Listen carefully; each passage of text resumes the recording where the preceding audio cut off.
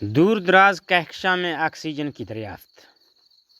یہ کہکشاں زمین سے 13.4 ارب نوری برس کے فاصلے پر موجود ہے۔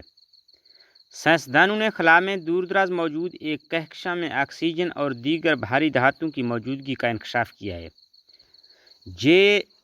جیڈز JSZ-14 نامی یہ سیٹلائٹ زمین سے 13.4 ارب نوری برس کے فاصلے پر موجود ہے، جس کو گزشتہ برس ناسا کی جیمز ویب اسپیس ٹیلیسکوپ نے دریافت کیا تھا۔ یورپین سدرن آبزرویٹری کے ماہر فلکیات گرگو پوپنگ نے ایک بیان میں کہا ہے کہ جیڈز JSZ-14 میں آکسیجن کی واضح نشاندہی پر انہیں واقعی طور پر حیرانی ہوئی ہے۔ یہ دریافت بتاتی ہے کہ ماضی کے مقابلے میں بگ بینگ کے بعد کہکشائیں زیادہ تیزی سے بن سکتی ہیں۔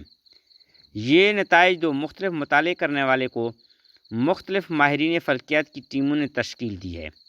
اس سے سائنسدانوں کے لیے کہکشاؤں کے فاصلے کی پیمائش میں بہتری کو ممکن بنایا جا سکتا ہے۔